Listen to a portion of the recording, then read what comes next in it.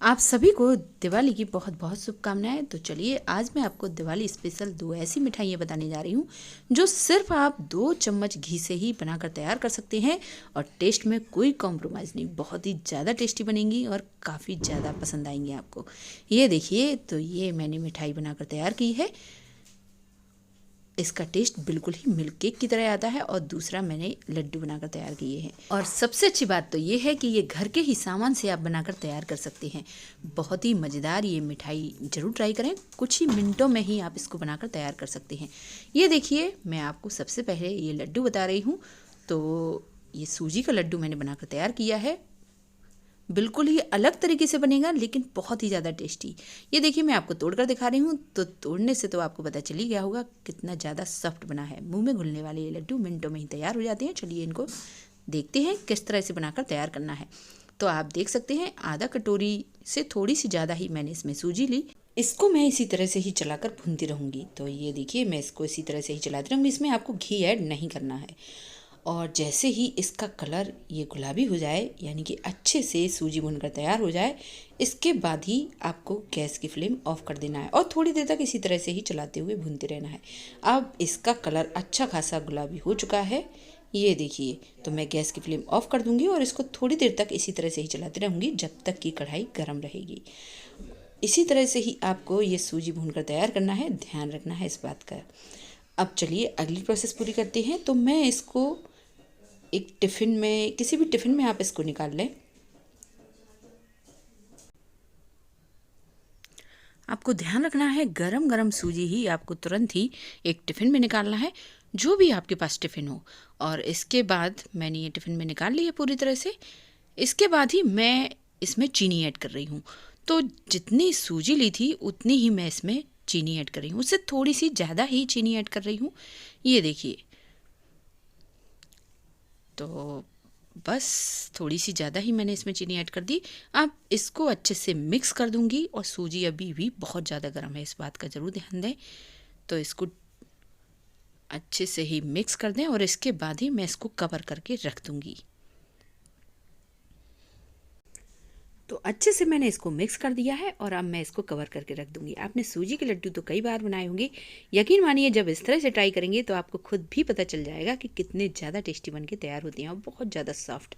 अब मैंने 1 चम्मच घी लिया है उसी कढ़ाई में ही, और मैं कुछ ड्राई फ्रूट्स इसमें फ्राई कर रही हूँ। तो बादाम, काजू, आपके पास जो भी ड्राई फ्रूट्स हो आप वो इसी तरह से ही सेक कर तैयार कर सकते हैं। तो मैं पहले कुछ देर इनको ही चलाती रहूँगी। गैस की फ्लेम मीडियम है। फिर किशमिश डाल दी मैंने और इसके बाद ही ये मैं नारियल लच्छा डाल रही हूँ। आप चाहें तो कट किया हुआ भी डाल सकते हैं। ड्राई फ्रूट्स आप अपने अकॉर्डिंग ही इसमें ले सकते हैं, जो भी आप पसंद करें। और थोड़ी देर तक इसको भी चलाती रहूँगी। गैस की फ्लेम मीडियम टू स्लो ही रहने दें आप, जिससे ये अच्छे से सेक सकें। अब मैं इसमें ये देखिए पोस्ता दाना डाल रही हूँ। ये पहले से ही सिका हुआ था, तो इसको मैं थोड़ी देर ही चलाऊंगी और गैस की फ्लेम ऑफ करके इनको निकाल लूँगी। इसके बाद उसी कढ़ाई में ही मैं एक बड़ा ही कप दूध ले रही हूँ।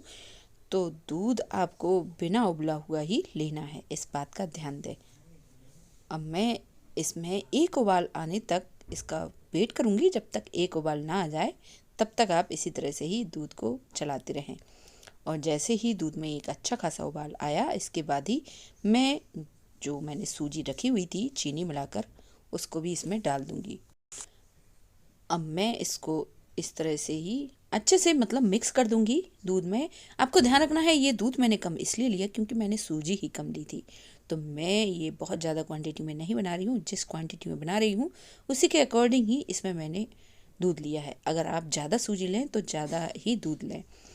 थोड़ा सा मुझे दूध कम लग रहा था तो मैंने ऊपर से उबला हुआ ये दूध डाल दिया है। इसको अच्छे से मिक्स कर दूंगी। इससे बहुत ज़्यादा अच्छा टेस्ट आता है लड्डू का। और अब इसको आपको ये देखिए बराबर से ही चलाते रहना है। गैस की फ्लेम मीडियम टू स्लो ही करते रहे। अब मैं इसमें ये मलाई का मावा डाल रही हूँ। मेरे पास मलाई का मावा रखा हुआ था तो इसीलिए मैंने वही डाल दिया है। अगर आपके पास मावा ना हो तो आप इसमें मिल्क पाउडर भी डाल सकते हैं, उससे भी काफ़ी अच्छा टेस्ट आएगा। तो ये मावा बहुत ज़्यादा नहीं था, फिर भी आधा कटोरी से कम ही होगा थोड़ा सा। तो मैंने ये पूरा मावा इसमें डाल दिया है और इसके बाद मैं इसको बराबर से ही मिक्स करते हुए चलाती रहूँगी। ये लड्डू काफ़ी सॉफ्ट भी बनते हैं। मैं वैसे आपको एक बार और बता चुकी हूँ कि आप किस तरह से अपने घर पर ये सूजी के लड्डू बनाकर तैयार कर सकते हैं। यकीन मानिए ये बहुत ही झटपट बन जाते हैं इस तरह से अगर आप बनाओगे, और सबसे बड़ी बात इनका टेस्ट बहुत ज़्यादा अच्छा आता है। वो लड्डू मैंने शुगर सिरप बनाकर बनाए हुए थे, लेकिन इसमें आपको शुगर सिरप की ज़रूरत नहीं पड़ेगी। 2 चम्मच मैंने इसमें घी ऐड किया। घी इस तरह से ही लास्ट में ऐड करना है, बहुत बड़ी चम्मच नहीं है, छोटी चम्मच ही है। और इलायची का पाउडर भी मैंने इसमें ऐड कर दिया है और इन सभी को अच्छे से मिक्स कर दूंगी। इसके पहले ही मैं ये ड्राई फ्रूट्स इसमें ऐड कर रही हूँ। तो ड्राई फ्रूट्स में मैंने जो गुलाब की पंखुड़ी रहती ना, उसको भी सुखाकर इसमें डाल दिया है। मुझे बहुत ज़्यादा पसंद है सूजी के लड्डुओं में, तो मैं ये ज़रूर ऐड करती हूँ। अगर आपको पसंद ना हो तो कोई बात नहीं, वैसे बहुत अच्छा टेस्ट आता है। इन सभी को अच्छे से मिक्स करूँगी। ज़्यादातर जो ये डो है वो बनने ही वाला है, इसको आप कवर करके रख दें और थोड़ी देर में ही ये लड्डू का डो आपका तैयार हो जाएगा। मैंने गैस की फ्लेम तो थोड़ी देर ही हो गई है और इसको मैं बराबर से चलाते हुए पहले ठंडा कर लूँगी। तो आपको इसको पूरी तरह से ही ठंडा कर लेना है, इसके बाद ही इनके लड्डू आपको बनाकर तैयार करना है। ये देखिए, जब इस तरह से डो बनने लगे तो आप समझ जाए ये बिल्कुल ही परफेक्ट हो चुका है। तो मैं इसको पूरी तरह से ठंडा करूँगी, इसके बाद ही इसके लड्डू बनाकर तैयार करूँगी। तो ज़रूरी नहीं कि आप हाथों में घी लगाएं, या बिना घी लगा के भी हाथों में इनको बना सकते हैं। ये फिर भी बिल्कुल ही परफेक्ट लड्डू बनकर तैयार होंगे।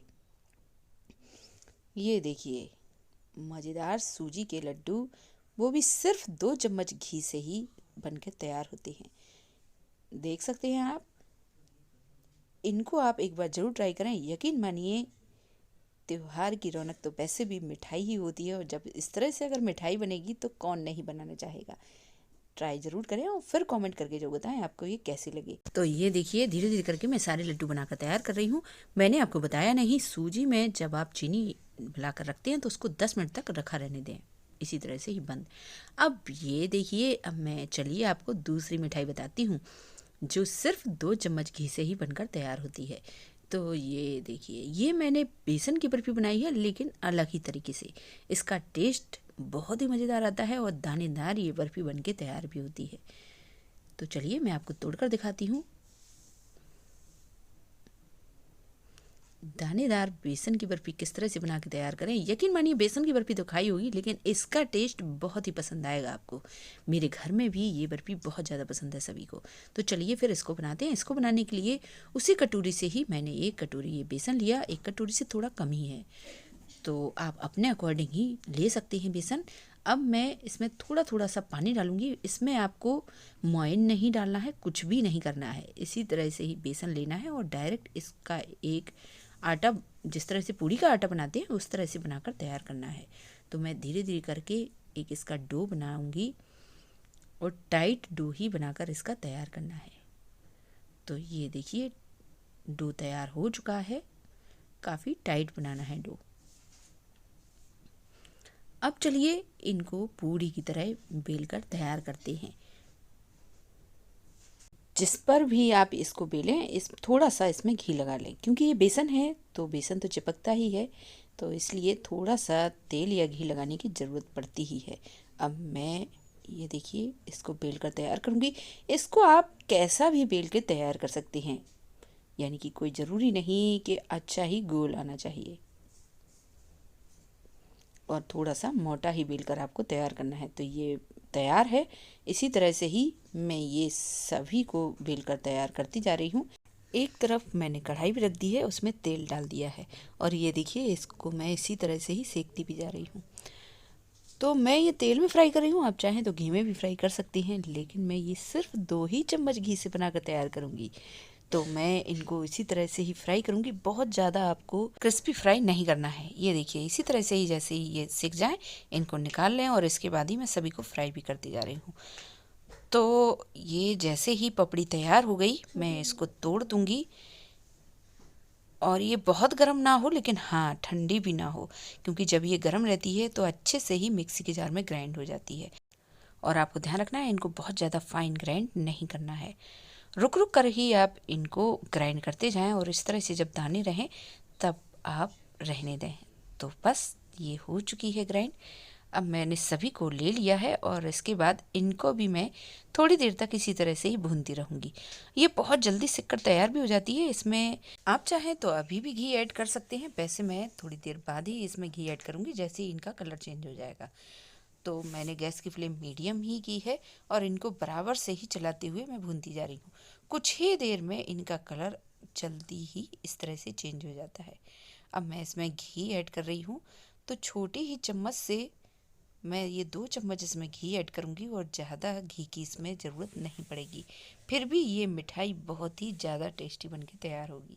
ये देखिए, मैं थोड़ा सा इसका कलर डार्क कर रही हूँ, आप इस तरह से भी रहने दे सकते हैं, मैं थोड़ा कलर और डार्क कर रही हूँ।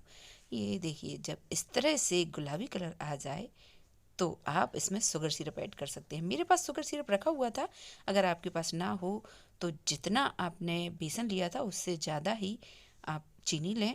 जैसे मैंने आधा कटोरी से ज़्यादा ही बेसन लिया था, तो आप इसमें 1 कटोरी चीनी ले सकते हैं और आधा कटोरी इसमें पानी ऐड करें और ये देखिए 1 तार का शुगर सिरप बनाकर तैयार कर सकते हैं।